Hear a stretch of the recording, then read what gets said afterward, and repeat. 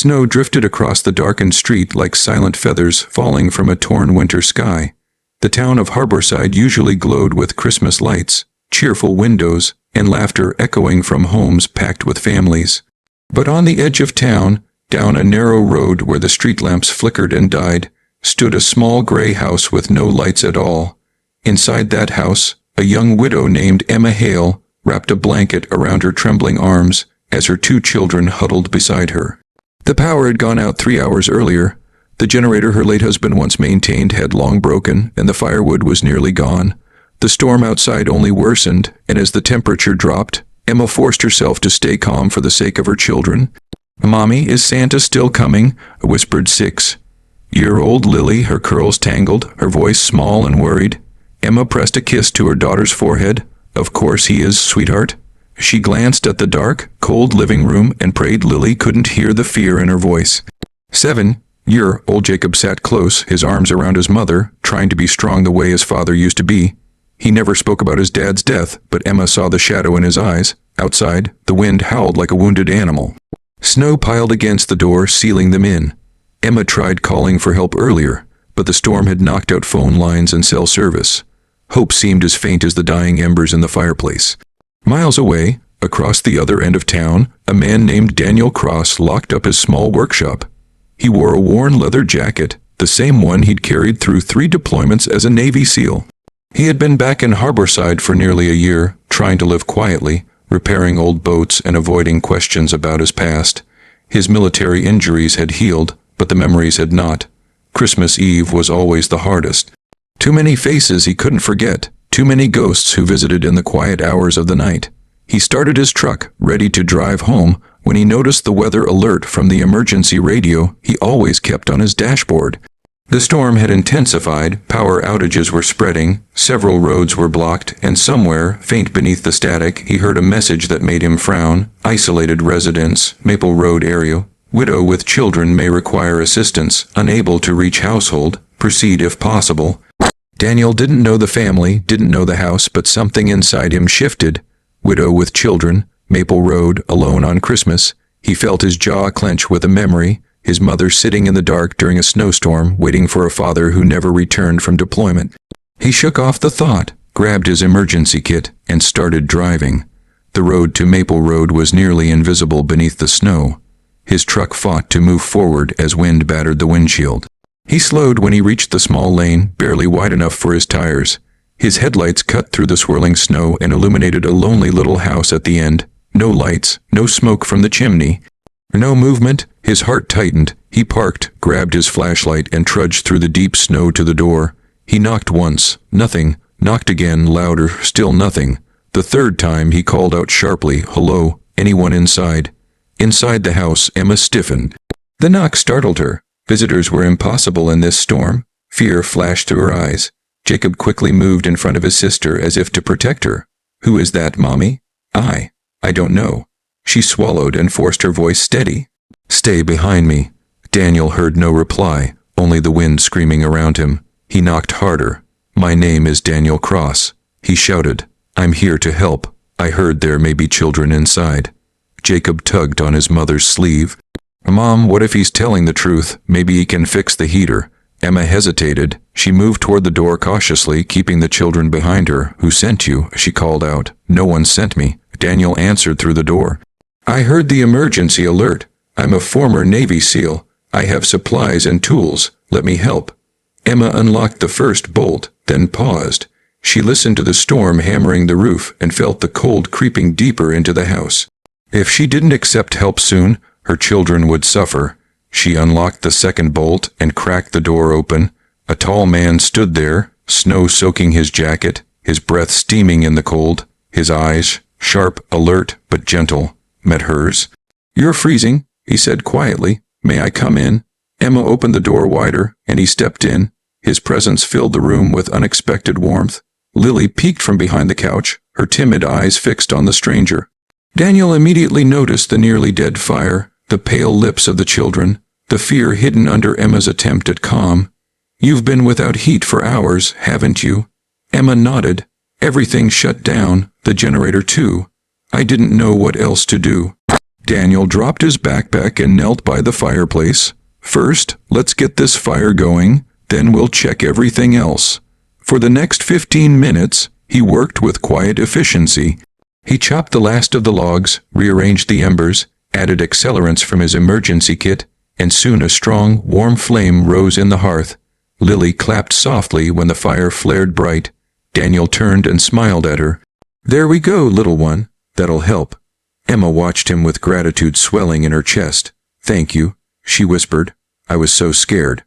Daniel's voice softened. No family should be alone on a night like this. Once the fire warmed the room, Daniel went outside again, despite Emma's protest, to check the generator. He brushed snow off the metal casing, inspected the wiring, and found 2 critical parts loose and 1 clogged with ice. He worked with numb fingers until everything clicked back into place. When he switched it on, the machine coughed, sputtered, then roared to life. Emma heard the rumble and gasped. Lights blinked on. The heater hummed. Lily squealed and jumped with excitement. Daniel returned inside, brushing snow off his shoulders. "It should hold for the night," he said. "I'll come by tomorrow to make sure it stays steady." "Please," Emma said, tears welling in her eyes. "I don't know how to thank you." "You don't need to." But as the minutes passed, Daniel noticed something else. An untouched Christmas tree in the corner, no presents beneath it, just handmade paper ornaments the children had created. Emma had tried her best, but the grief in the house was unmistakable. He gently asked, "Your husband?" "He passed earlier this year," Emma whispered. "He was a firefighter. He went into a burning building to save a child. He never made it out." Daniel's throat tightened in respect. "He was a hero." Emma wiped a tear. "Christmas hasn't been the same. I tried to be strong for them." She glanced at Jacob and Lily, but tonight, "I felt like I failed." "You didn't," Daniel said firmly. "You're here. You kept them safe." Jacob shuffled forward, nervously studying the man. "Sir?" he asked timidly. "Were you really a Navy SEAL?" Daniel nodded, surprised by the boy's interest. "Yes, I served for 9 years."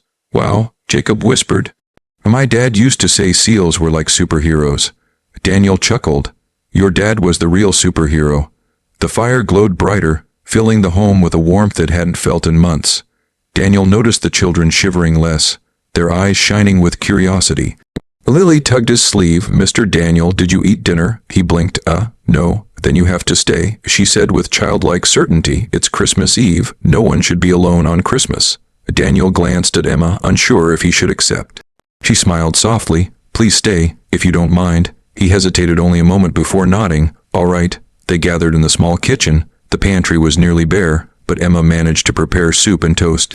Daniel offered some of the food bars and supplies from his emergency kit, but Emma gently refused. Tonight should feel normal for them, she murmured. They missed the little things. When they sat down at the table, Lily folded her hands. "We have to say the Christmas prayer," she said seriously. Emma smiled sadly. "Sweetheart, maybe this year we can say one." Daniel offered quietly, "If you'd like." Lily nodded eagerly and Jacob leaned forward.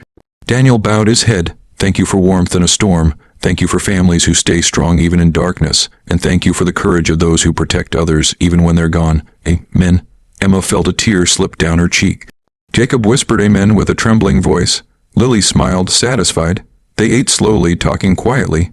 The children asked Daniel endless questions about his travels, the oceans he had seen, the missions he could safely talk about. Emma watched him laugh for what seemed like the first time in years. His shoulders relaxed, his eyes softened. For a moment, he didn't look like a haunted soldier, just a man sitting with a family on Christmas Eve. After dinner, he helped the kids hang the last of the paper ornaments. He lifted Lily onto his shoulders so she could place the star on top.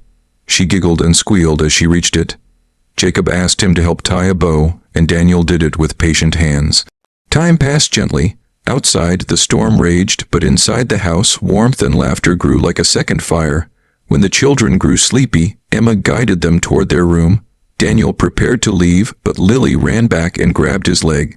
"Don't go," she pleaded. "Please stay till morning." Emma stepped forward quickly. "Lily, honey, he has his own home. I'll stay," Daniel said softly, "if that's all right with you." Emma looked at him, really looked at him, and saw not a stranger but someone who carried kindness the way other men carried armor. "Yes," she whispered, "it's all right." Daniel slept lightly on the couch, the fire warming the room. But sleep didn't come easily. He stared at the ceiling, hearing ghosts of old orders, explosions, lost brothers. He closed his eyes, trying to quiet them. Suddenly, soft footsteps entered the room. Jacob stood beside him, wide awake. "Mr. Daniel," he murmured, "can I tell you something?" Daniel sat up, of course. Jacob hesitated, then whispered, "I try to be brave like Dad, but sometimes I'm scared. I miss him every night." Daniel's heart ached. He rested a hand on the boy's shoulder. "Being brave doesn't mean not being scared. It means protecting the people you love even when you're scared." Jacob nodded slowly. "Is that what you do?" "I try," Daniel said gently. "And your dad did too, every day." Jacob's eyes glistened. "Will it always hurt?" "No," Daniel whispered. "It won't always hurt. One day, the memories will feel warm instead of heavy." Jacob hugged him suddenly, surprising them both. Daniel hugged him back, unable to speak.